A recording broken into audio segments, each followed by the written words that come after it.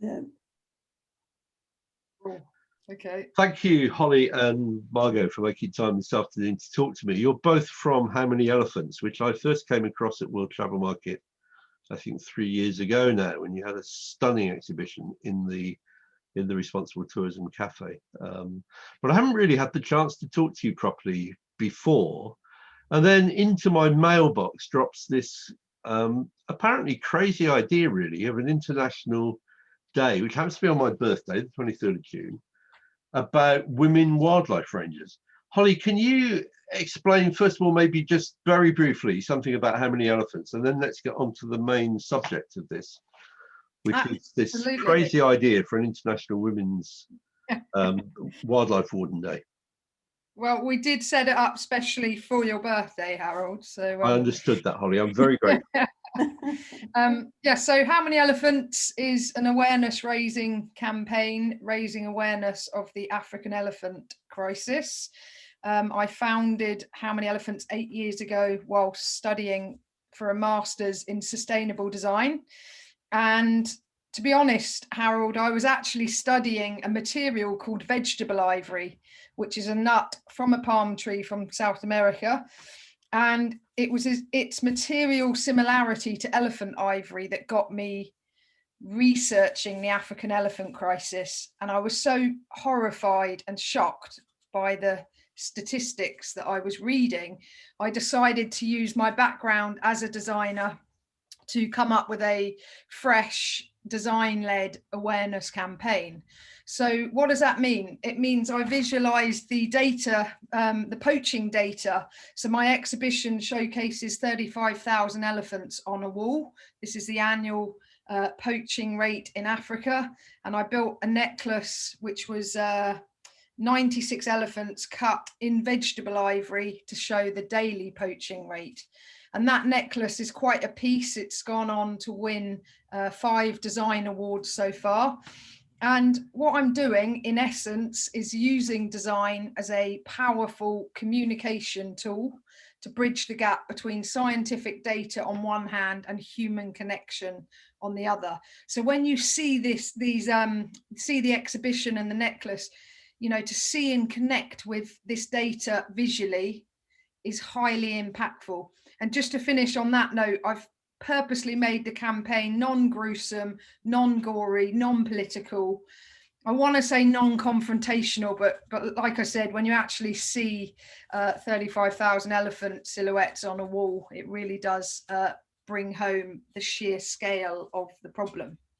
So that's one half of it. The other half is just before we move on to the other half, Holly, can I yes. just come back and ask you a little bit about this? Why do you think your campaign has been so successful? It's hardly the case that you are alone in campaigning on these issues.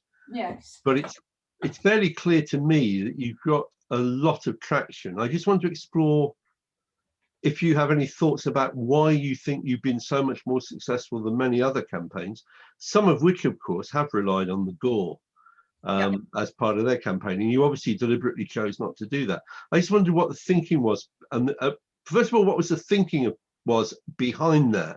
And then also maybe your reflections on, and perhaps Margot's as well, on why it's been so successful. Yeah, I think 3 things in answer to that. So here is a picture of the necklace that I built. That's the 96 elephants a day. And as you pointed out, Harold, I think what's made the campaign successful is the lack of gore. And no one wants to, well, I say no one, maybe some people don't mind seeing that, but I think many people don't want to see those gruesome and gory images. I think we've become desensitized to that shock approach. So by going completely non-gory and focusing just on the facts, it's allowed us to connect with many different types of audiences. So we've done lots in schools with young children and done lots with adults that otherwise may not have been able to connect with this subject matter. So that's been one of the main reasons I think the campaign is so successful, is people know when they go on our website, they go on our social media, or when they see us at an event, they just know they're not going to see anything anything gruesome or gory. So I think that's really gone in our favour. And then I think the other reason I think How Many Elephants is successful is because through my time spent on the front line with the female rangers, I've had first-hand experience on the ground with the people that we are supporting. So I think people often feel a bit cynical about where the money that they're putting in is actually being spent. So that's one of the real something that we're really particular about is the impact we're making and feeding back to our donors where the money is being spent. So I guess they see me at the exhibitions, at the shows, and they also see me on the front line with the female ranger teams.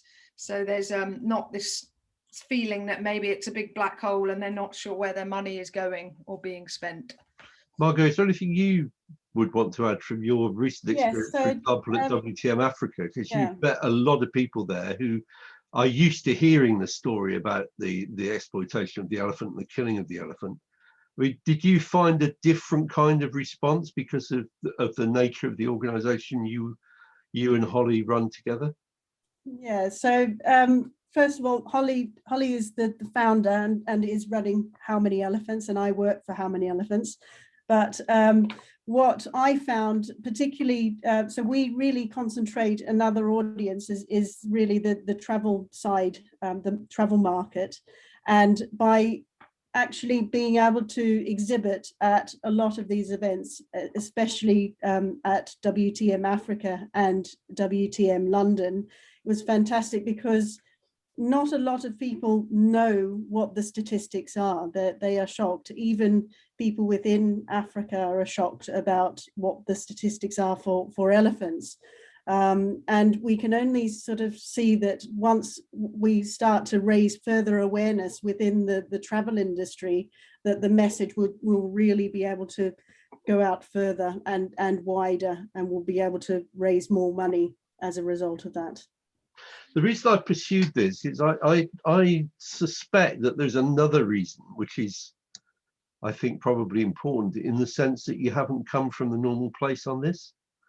You haven't come out of one of the traditional wildlife and conservation organisations who, it could be argued, are to some extent self-interested, because often they're raising funds for their own sustenance, as it were. Whereas it seems to me you're coming from a completely different place and you're visualizing data which is otherwise just a percentage.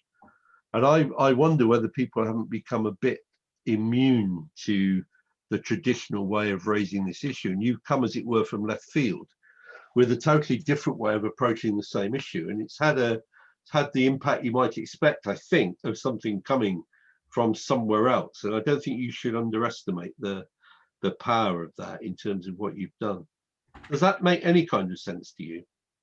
Yeah, it does. But it's funny because what Margot's just said about the travel industry. So when I started exhibiting at these, travel shows, I was really surprised to find that most often I was the only charity there, and I was expecting other conservation charities to be there, because in my mind it was just a complete no-brainer. Travel industry meets conservation.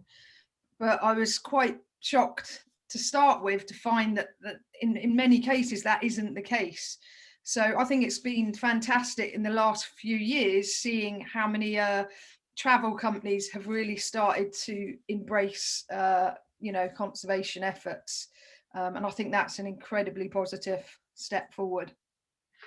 Yeah, I think it is interesting that they haven't seen it as a place to engage. We sometimes have speakers from some of the major wildlife organisations on the panels, but they've never seen it as a sensible opportunity to exhibit. And I think the fact that you did is another example of the impact you have when you do things in a different way.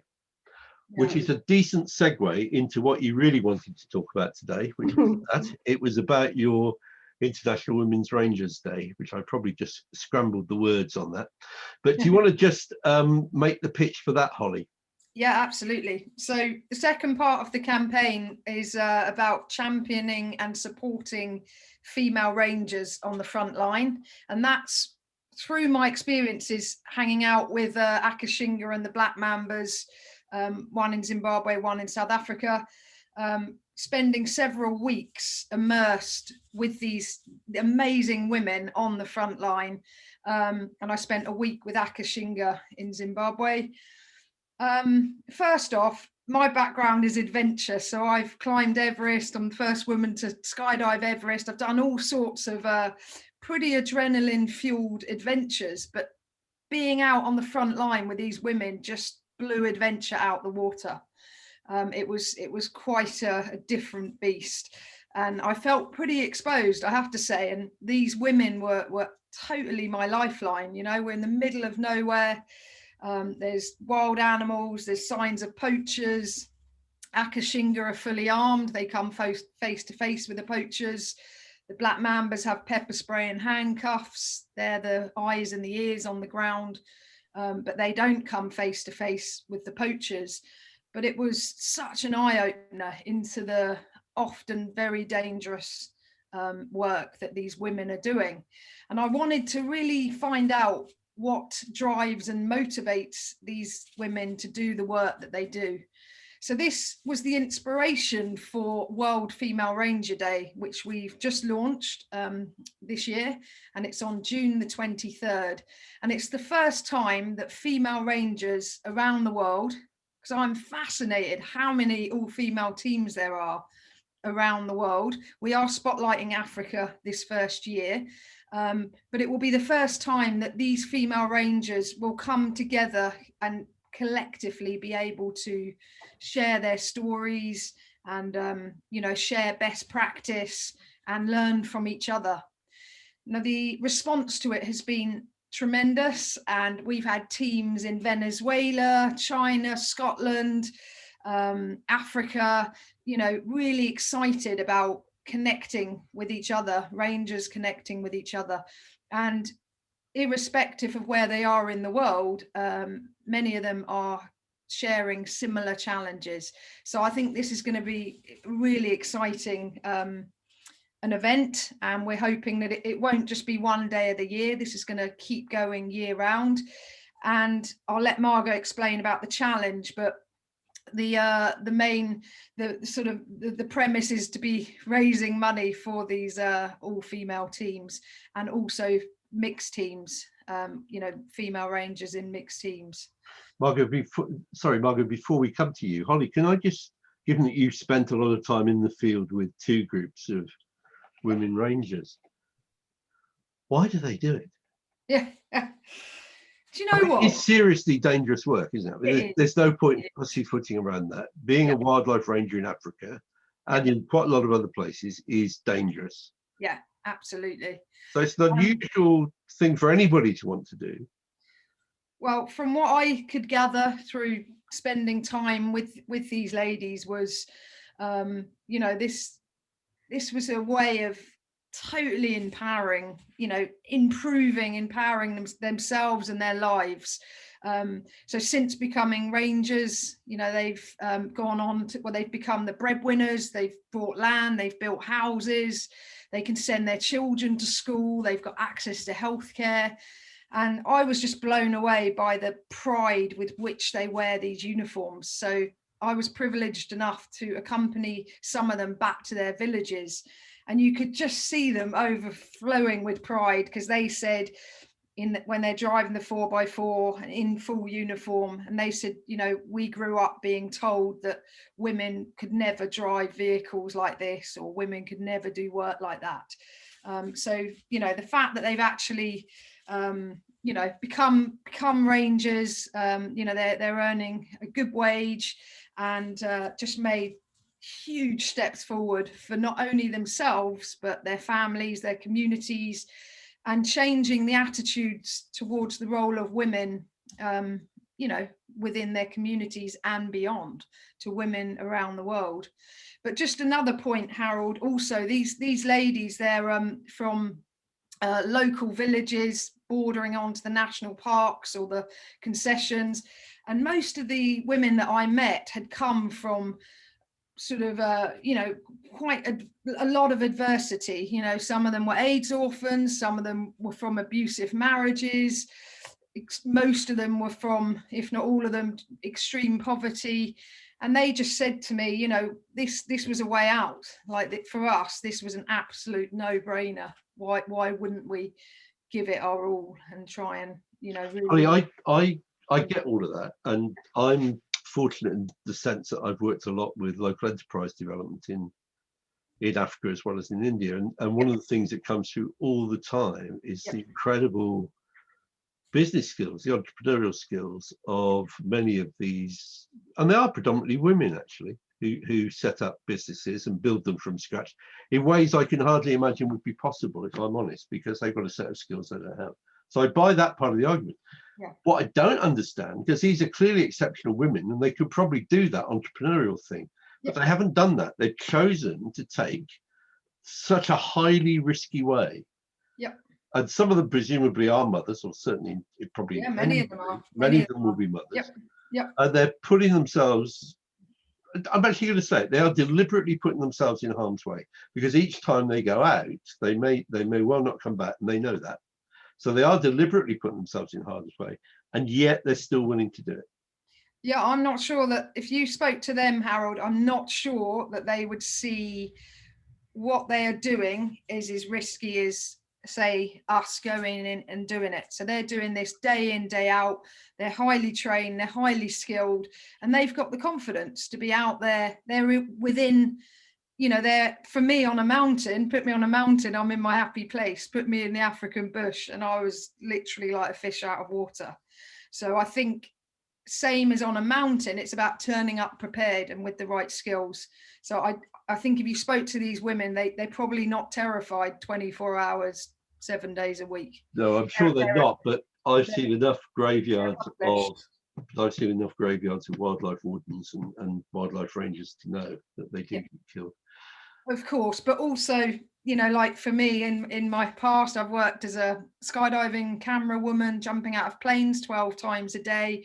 People will say, why do you do that? It's dangerous. And of course, accidents do happen. But if you are accomplished at what you're doing and you've got the right skills, then I think you embrace that challenge for sure. And that's what I'd say these women are doing.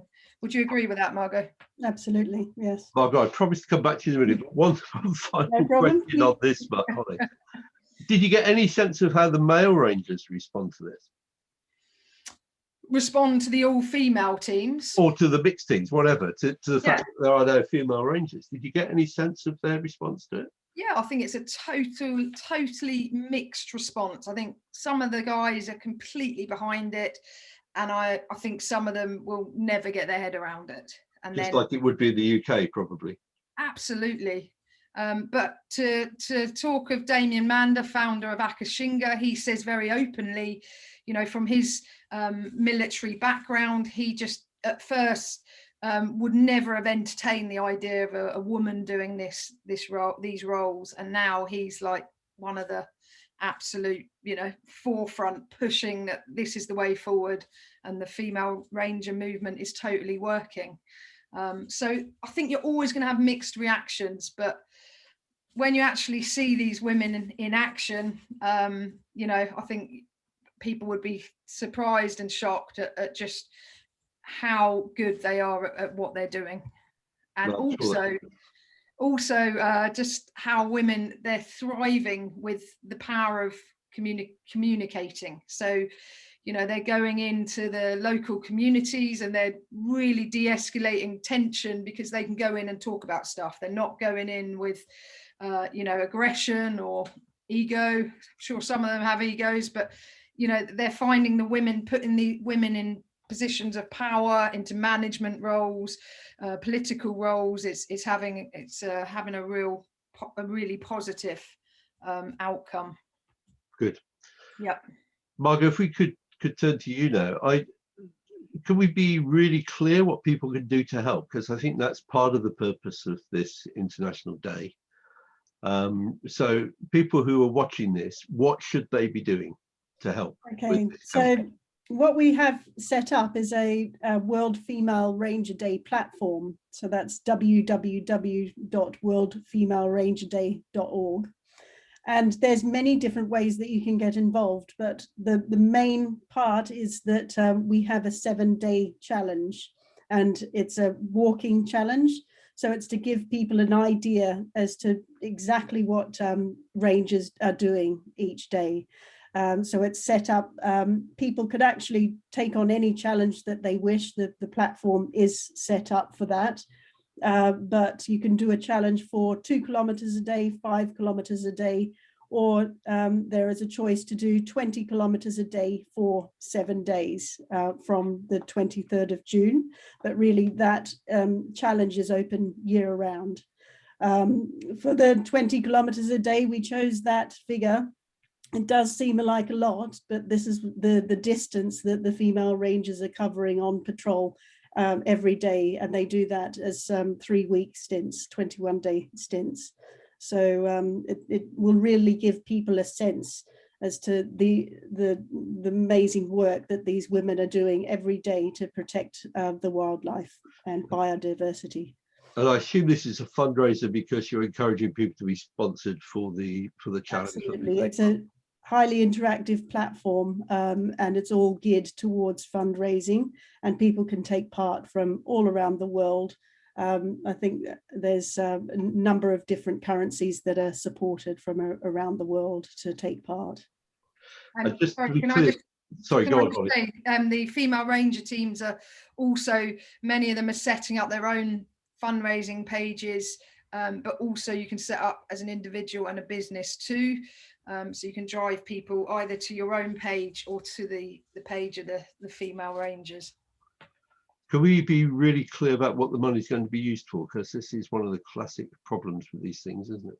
Yeah, absolutely. So, sorry, Margs, did you want to answer that or? So with the fundraising, we have 2 different avenues of funding. So the main part of the platform where the core funds are going to be going will go with basically to How Many Elephants, and we are a grant making organization. So female ranger teams from Africa will be able to apply for grants. And then for female ranger teams that are joining the platform, then any funds raised, once they've gone through their due diligence process, of course, then any funds that they raise will go directly back to support them and their teams.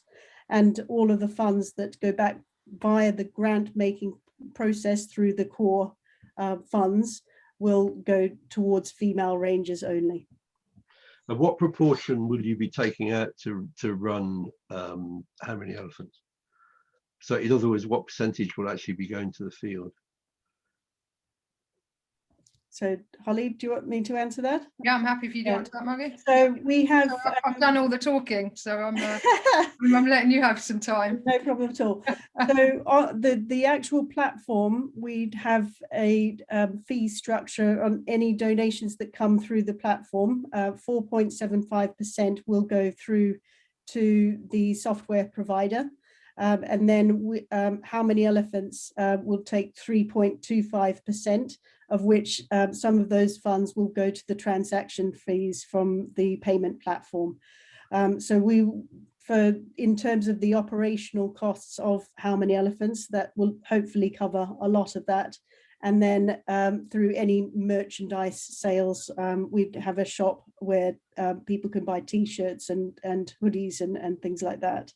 So, and then the other funds through the core in the core sort of fundraising amount will go back to the rangers. But if I could be slightly critical of your organisation, it's a sort of compliment, really. Although it's a criticism, it's also a compliment. I don't think you make enough of just how light your administrative costs are. I genuinely think you should make a good deal more of that. Yeah. Just to come back though to what I was saying earlier, we are coming towards the end of this, I think, but I wanted to come back to what I was suggesting might be the case with your How Many Elephants campaign, that one of the advantages of this is going to again be the shock of why focus on female rangers?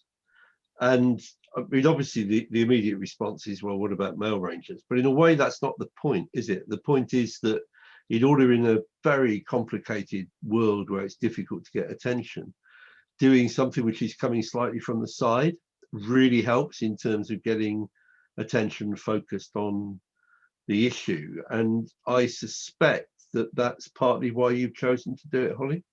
Absolutely, Harold. So it's a very conscious thing. Everything in our organisation is very conscious, including keeping our administration fees as low as we can.